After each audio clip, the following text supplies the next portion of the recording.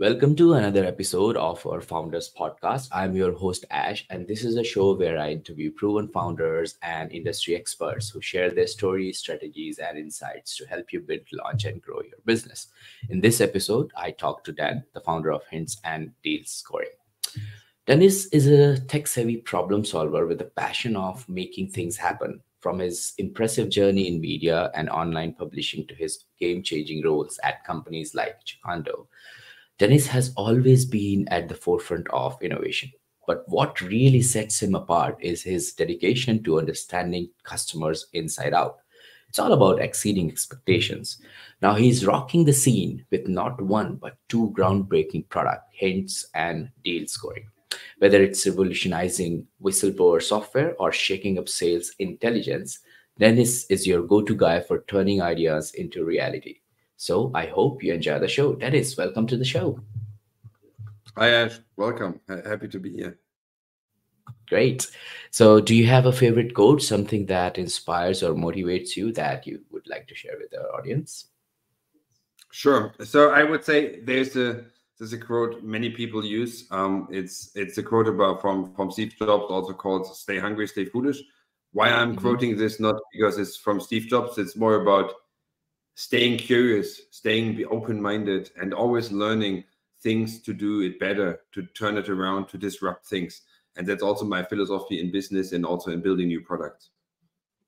Indeed, indeed. I couldn't agree more with that because being a founder myself and being in this space for a very long time, I think that the more every stage of our life, we are always learning. So the more hungry and foolish we are, we tend to, be more curious. So I agree with that. Agree. So tell us about the hints and deal scoring and what does these products do? Who is it for? And what's the main problem you're trying to solve? Yeah, sure. So these are two complete opposite things, honestly. One is a very, very big project, and one is a very, very small project. Uh, the background of both projects. So I'm was building up before a SaaS company, which was in HR tech space, which was jacando. And afterwards, I said myself, what could I do better in the next projects? And two things were in focus. One, and that's the reason why Hints was founded. So the core idea of Hints is I want to build a micro SaaS. So a SaaS which is more or less automated as far as it can go. So it has lots of chatbots. It has an automated, easy to use help centers, an automated marketing and sales outreach.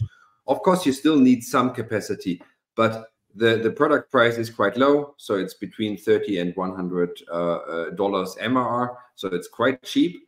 So the core idea is digitizing the whole whistleblowing process, which is a very niche thing for companies, but became mandatory in the European Union. And we wanted to build up a product which is like state of the art, which is unique, which has a nice usability and nice UX, but also is affordable. And we build it at very, very low cost. So this is a project which will go live next week. So we are now done with building it. We are right now in the final test, and this will go live next week. And we will already starting with the first couple of pilot customers who want to try out this software. And you're talking about Second hints, right? Yes, this is Hints, exactly. The second one is a more a big one, because my learning from jacando was a lot of fun. When you first build your company, you're kind of a greenhorn, as I was at least. So I was new to the tech and SaaS space, and what I was focusing majorly on is sales-led growth. So I'm the salesperson. I like to talk about the product. I like to, as you mentioned, I like to talk to the customer to understand the pain of the customer.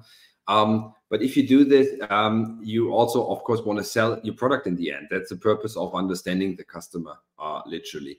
And when we were at jacando, we had one big challenge which could not be covered by any tool or any software, which was how to manage your sales and deal pipeline. Because there are lots of tools of managing, of course, customer data and getting additional enrichment data from LinkedIn or other sources. This is all existing since a couple of years. But what's not existing, saying, hey, we know this customer is hot or not.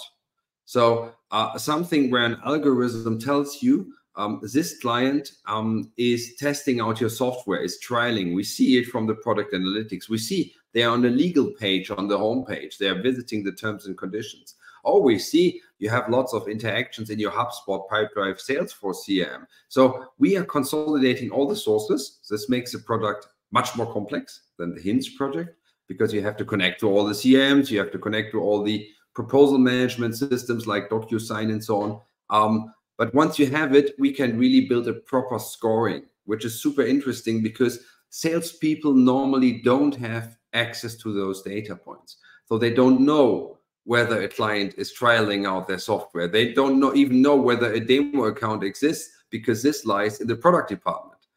It's a bit ridiculous because teams are still in silos in SaaS companies, so they don't have the information. And our tool will provide you a score saying, okay, this is a 7.2 out of 10, so kind of hot. And we recommend you call them on Thursday, next Thursday, because normally you have the interactions on Thursday with this client. And ideally write this email. All the components of writing an email are existing with other tools, but the major point is guiding the resources to the right leads and having all accurate information for the salespeople. Gotcha. So correct me if I'm wrong, then Hints is a product which helps founders to automate things, and Deal Scoring is a product which helps to basically understand your leads, and then potentially understand more about your customer and how you want to, I don't know, chase them or interact with them to convert them into customer. Is that close enough, or? Yeah, I think for deal scoring, it's pretty close. For Hints, it's literally you have a new legislation in the European Union majorly, where it says as a company from a given size, let's say 50 employees, you need to have some kind of whistleblowing process. And companies don't have something in place. So what we do is we just digitize this very, very tiny process of offering a whistleblower inbox, which is anonymous, but still you can communicate with the whistleblower. So that's it. So literally, it's a tool. What is this whistleblower, and what is this law? Because I don't know about it. So, Sure. and maybe some for listeners too. Sure. So the European Union decided a couple of years, I think it was 2018, decided that employees who have to whistleblow some things in their company, like for example, there's an abuse or there's mobbing or there's something, any kind of negative things in the working environment, they need to have a channel to report. 20 years ago, this was pretty easy. In old-fashioned companies, you had really a box, like a physical box, where you could put in an envelope. So, and now the question is, how do you do this in digital times? Because people are working remotely, and also they expect that there's something available in a digital way. So what we created, we have a digital box, which is literally just a site where you can post your issue, you can submit your problem, which you can also observe, and you do this anonymously. So you are not tracked, and this is just a digital inbox for employees who have concerns about their employee, about their superior user, which they cannot communicate openly in their working environment.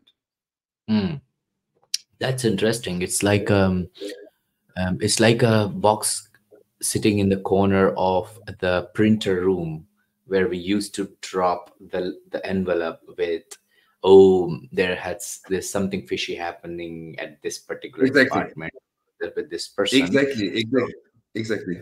And the funny thing is, when you talk to the first customers about it, they even come up with other ideas how they can use this box, because this box, of course, works for whistleblowing, but this box also was used 20, 30, 40 years ago for continuous improvements. So if someone has an idea, please come up with an idea. And now they can also do this anonymously about in a way of this digital inbox. True. It was this printer inbox. I understand your point. Yes.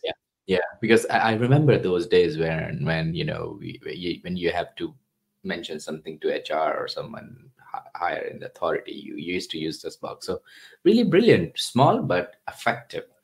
Great. So let's talk about where the story begins. Where did you got this idea of, and you know, I would like to know more about Hints as well as Deal Scoring. Where did the idea come from, and where did the story begin? Sure. Let me start about hints. So in Mhm. hints was pretty easy. I come from the HR tech space, so I built Jacando, and Jacando is an HR tech software player, not as big as Personio Factorial, but it's in the same market. So we were digitizing the HR processes, and one of the HR processes is the option to have a whistleblowing inbox. Mm. And for me, there were two things coming together. One is I know the market quite well. I know the people. I know the decision makers, so I have access to them. For me, it's no Mm. burden. I just call 20 of my recent customers, and I just ask them, "What is your problem regarding whistleblowing?" And then I can build a product. So this Mm. lowers the entry barrier for me. And second, for me, hints is more the challenge. We did not spend so far a lot of money, so we are really doing this very, very tiny, because we want to prove that you can build a tech company, a tech product, with below than 10,000 of US Mm. dollars. And this works so far, which is interesting. Deal scoring is different. So, as I said, in Jacando, I had exactly this experience. We had the sales pipeline, which was unstructured. So we had some 100 opportunities in our CRM system, but we had no clue which one was hot. So every week we had the sales meeting, and I was asking the salespeople, the sales account executives, "Hey, how are you doing? What is a hot lead?" And they were saying, "I believe it's this one." And I said, "Why do you believe?" And they said, "Yeah, I heard they logged in the demo account." And I said, "Yeah, you don't know." So, and then I built at Jacando with some additional tools a static solution, which was scoring all the deals. So we had something in place, but it was static. It was not connected to all sources. And the core idea was to make this really easy and accessible, because what we observed at Jacando, it increased our conversion rate by 2 to 3%. And this is a lot. I mean, if you go 2 to 3% up and you have a deal volume of 10 million, it's 200K a year, which you generate additionally in AR. And this was a huge lever. And also the salespeople loved it, because what they hate is about digging deep. What they like is about selling. Yeah, exactly, exactly. I totally agree. And so I'm just wondering, like, okay, for hints, you worked in the industry for long, so it's easier for you to reach out to the customers and ask them what their pinpoint is. But what would you advise to the people who are new in a space and trying to build something? Because a lot of listeners of ours are people who are founding some new softwares, etc. And for deal sourcing, I guess, when you had this epiphany, did you looked into the market? Were there other product? What was going on at that time? And Mhm. what did you see from your research that Yeah. encouraged you to move ahead with it? Yeah, I think that for me, the like you have a classical approach of building a product. And I'm not a theoretical, I'm more a practical guy. I think Mhm. you really need to talk to the people. Mm. And this is very, very important. So what I did, I was really talking to HR when it comes to hints and whistleblowing. I was saying, "How are you doing this?" And then there are some people were saying, "Yes, we are doing this with an email." And I said, "But how? This is not anonymous." Yes, that we know, but there's nothing existing. We don't like it, but there's no alternative. We have to have something in place. And I said, "Yeah, but this is not a solution." So I Mm. talked to a couple of customers who are, of course, kind of friendly. So you have to have access to the people so that they openly communicate you. And you're not trying to sell them, you're just trying to understand their problem. And I Yeah. think this is also very important. It's not about making money in the first step. It's the other way around. It's about learning. It's learning what is the problem, what is the pain, and then designing a solution. Coming back to the customer and say, "Could this be a solution?" And they say, sometimes they say, "No, you didn't understand me." Then you have to start again, going back to square one. Um, and for deal scoring, it was the like my core idea came from my experience at Jacando, and then I researched the market because I thought, right now it's 2023, there must be something existing. I Mm. checked, there's nothing existing. So I was a bit shocked, because of course HubSpot has kind of a scoring mechanism. There is an algorithm in HubSpot built in, but it's only built on CRM signals. And I say, okay, this is not enough, because you have so many signals like website visits and so on. And Yeah. that's the reason why we said I built up a team. I have, from my background, I have a colleague who has long experience in sales, and she's also a big fan of this scoring algorithm. And then for me, it was critical to find a third founder, which is a CTO, and he has a very deep experience in building things, and that's the reason why we had to build a very strong founder team. And we are right now in the phase where we still figuring out the MVP. So we are talking to the first pilot customers. This takes much longer than hints, because it's Yeah. much more complex. Mm. Great stuff. So I understood the whole idea and how you approached it. Now I'm eager to learn more about the person behind this ventures. Can you take us back to your roots and share with our listeners about your upbringing, your childhood? How did your early experiences shaped your journey and eventually led you to become the entrepreneur today? First of all, I'm very sorry I don't have a classical like founder journey where I have a garage or where my parents were already entrepreneurs, because it's completely the opposite, funny wise. No, literally, I come from a household which was very classical. So my father was a mayor of a small town. My mother was still a housewife. This was during those times kind of normal.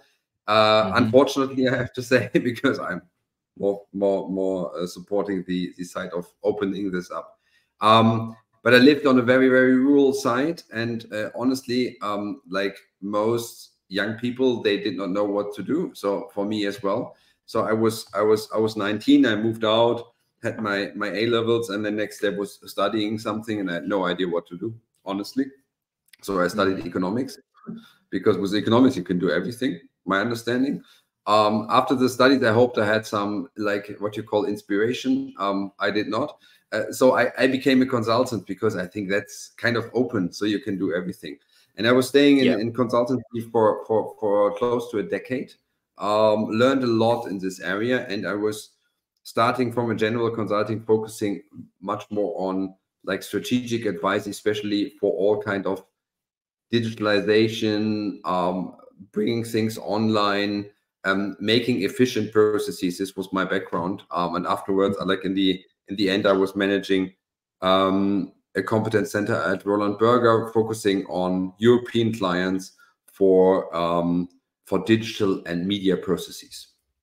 After I did this, I still was looking for purpose, honestly, and I felt I should start something on my own. And this was a good gut feeling, and then I jumped directly into jacando together with a consultant colleague. We said we need to start something, and then we honestly, it was also a lot of pivoting and trying out. So in the beginning, we were like more a marketplace, which is similar to Upwork as you know it today. So we were like more trying to mediate between employer and employees. What we saw quite fast is, and the feedback from our client was, nice idea, but actually we don't need this service. What we like is the digital handling of the process.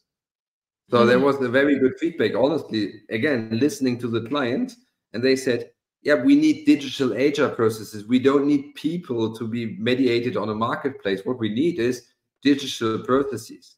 And that led to the main pivot of jacando, where we switched from a marketplace to a cloud software in 2015. And afterwards, we ramped this up. So in the end, we were some 100 clients, still a niche player, but focusing on bigger SMEs, and make quite a good position in the market. Awesome. Awesome. So I would like to learn more from you about the process you're going to follow. So the good thing or the best part of that whole journey, which I think is you are connected with the customer directly. For example, hints. You're talking to them, you're still figuring out what could be the MVP. So tell our listeners more about what you have learned from your customers. I don't know, maybe by interviewing them or having some one-to-one, conversations, and how the product is shaping up in your mind, and what sort of problem. I mean, I understand that it's a regulation now in Europe, so they need to have a place to get this information, but there must be some other elements to it. For example, how they going to process the information. do they want the customization on the portal for their own company? What kind of information, or if somebody has access to anonymous posting information, they could use bad words, things like that. So how are you going to manage it? So I would like to know more about this, what kind of conversations you're having with your customers. Yeah, true. So in the beginning, when you think there's a problem, and you first talk about it, I think there are several stages, and the first stage is about really talking about the pain, and I'm talking about the single pain, not about the 20 pain points. I'm talking about the major pain, and this, in this case, the pain is honestly the regulation.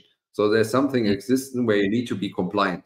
This is very easily answered because honestly, this is law.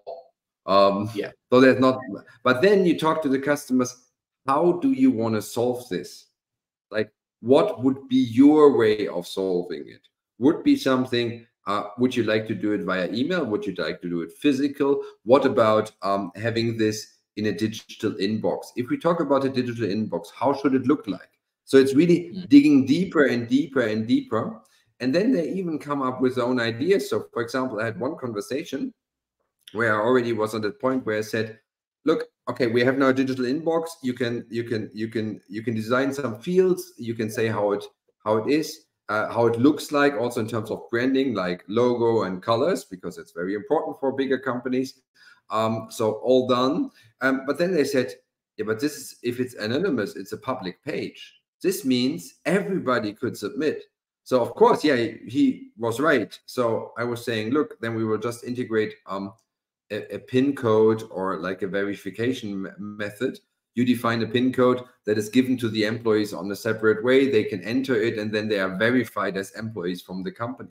So we integrated Mm. this process. And if you go this step by step and you present the raw solution, so I did it. I was we were still already in the coding phase. I was showing them the raw version. It was not perfect, but it was more or less everything at the place. And I was saying, what is missing now? And I'm not trying to ask them, would you like to have this? I was just saying, what is missing for you? So that Mm. I'm still want to focus on the 80/20 solution, so that I have the core features in. And then they come up and say, yeah, what we need is, for example, a field, an additional field which we can define. What we need is a custom color, whatever. But they come up with their own ideas. And that's exactly how it should work. If you talk to the customer should talk. You should not guide the customer. So it should be very open. And also the share of voice should be more with the customer. Like 70% of the time, the customer should be talking, not you. This is the biggest advice that I can give to generally salespeople. Let the customer talk. He will come up Mm. with the points. Yeah, yeah, definitely. And then I'm guessing that once you have this MVP ready, you're already talking to the customers, so that you already have leads, and then you can use your other SaaS product, which is deal scoring, to understand which customer you have to Uh, connect to. In this case, it's funny. It's even supporting each other. That's true. So we will use deal scoring for hints as well. That's true. Of course, this is an exception. But hints, let's also be honest. Hints has the entry price of hints for a yearly subscription for a company is 360 bucks. So it's very low. So this will not be the next unicorn. Deal Mm. scoring is built for a very big thing. I mean, if we talk about sales markets, this is super big. We're talking about billions of dollars or euros. Whereas hints is really a very niche solution. For hints is more the focus on really, I want to make it as lean as possible. Mm. Mm. And how? So you and I looked into the URL, and it's still under construction. So how did you came up with the pricing model? Because you're so confident about the pricing, and I know you're speaking with the customers. Did customer told you about what they're willing to pay, or what is the process to get the pricing model in place? Yeah, this is a good question, because pricing is always difficult. I'm also advising some startups, and it's really, we like, pricing is, you have no clue. Honestly, you don't know. And also at Jacando, we were changing the prices every 6 to 12 months, because honestly, we had no clue in the beginning.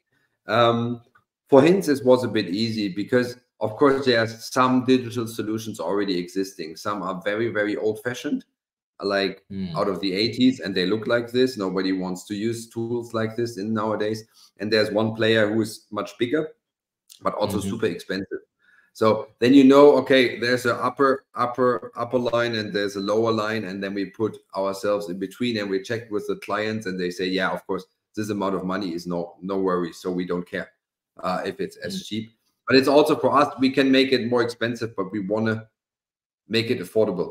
Like an SME with 60 people, they normally have no budget for this. They should not spend 10K for a very niche problem. They should spend some $100 and they have the problem solved. For deal scoring, it's much more complex because right now we are discussing exactly this point, how to price the product. Because if you optimize the deal pipeline, you can go with a normal SaaS pricing is still the per seat pricing. But I think per seat pricing is not always accurate, especially if it's about sales. The core idea of a sales tool is to increase revenues, conversion rates, whatever. So it should also be linked to the value. So right now we are discussing more a hybrid solution. There are not many like similar tools on the market, so we just have to guess.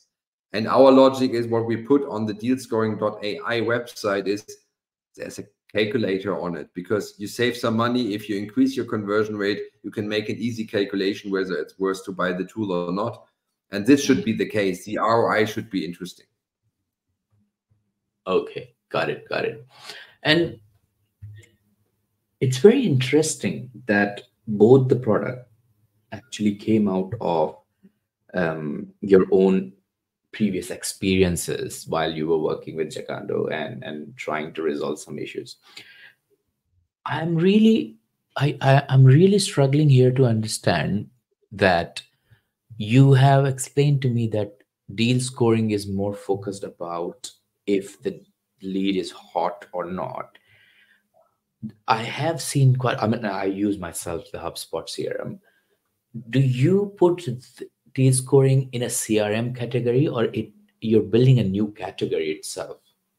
Yes. So literally, this is a new category because we don't want to go in the shark tank of CRM systems, because there are hundreds of thousands which do CRM systems. No, we are connecting. Like, we did a major analysis of the main tools, and we are in the first phase focusing on software providers, and most software providers are using either Salesforce, are using HubSpot, or using Pipedrive. These are the three major tools. 90% of the companies are using it.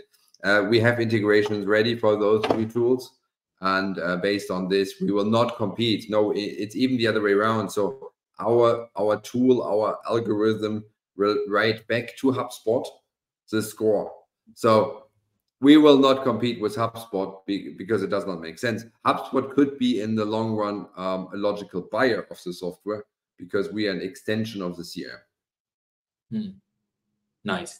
And so that's good to know, because then you have a clear differentiator here, because you're not a CRM, you're basically an intelligent system to help your sales team altogether. Great stuff.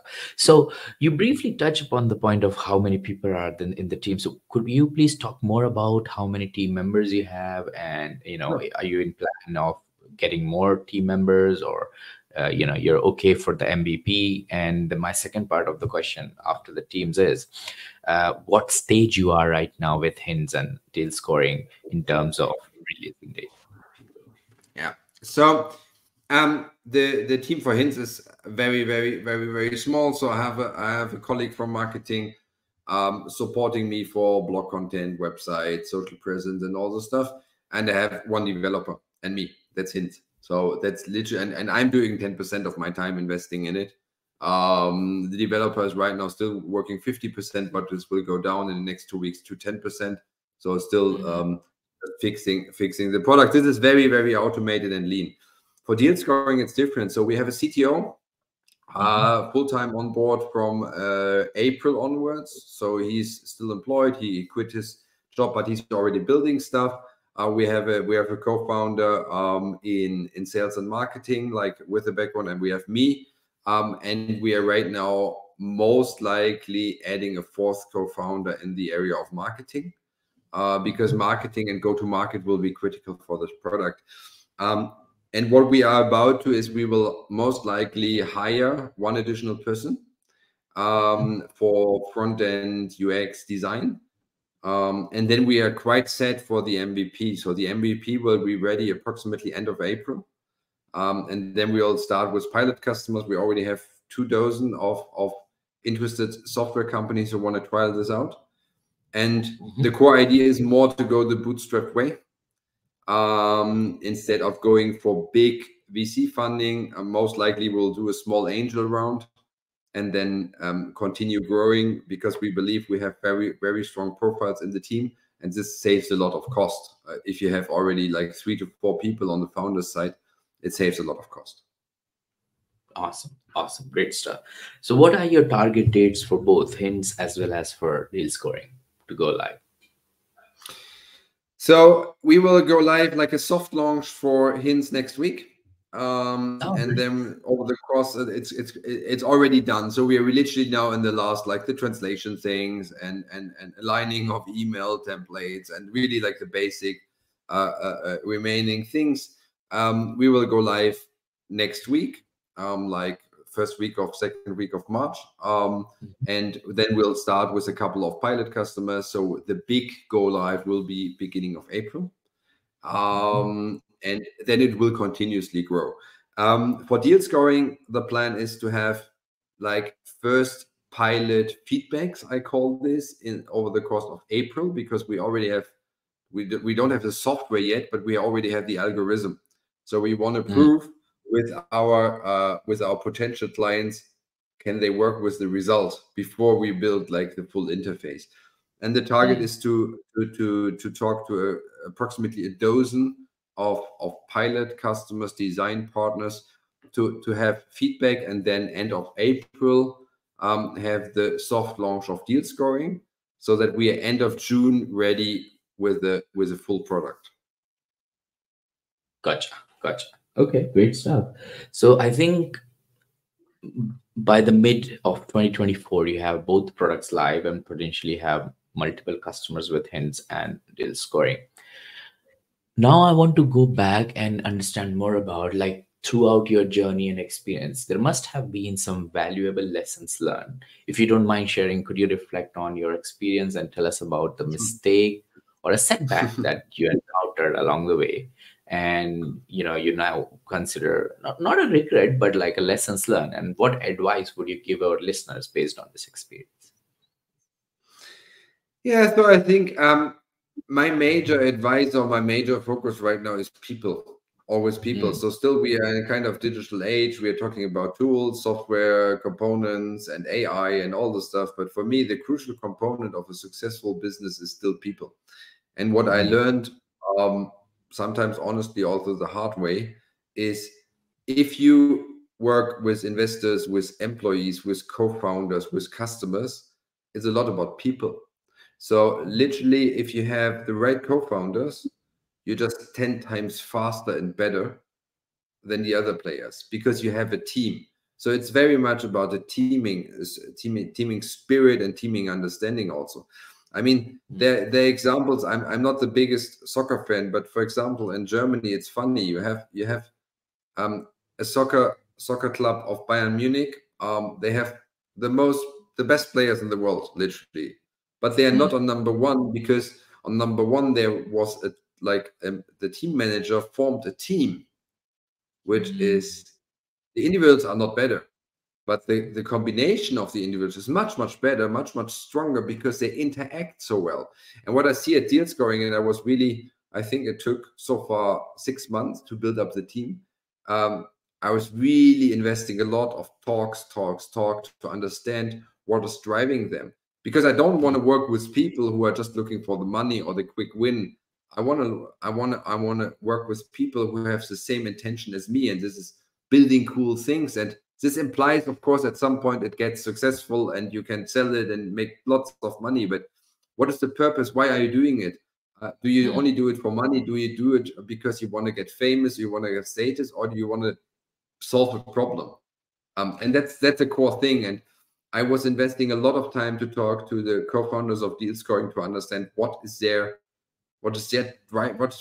driving them. Why they want to do this? Why are they going back from their job? And this comes, if you go to angel investors or to institutional investors, it's the same discussion.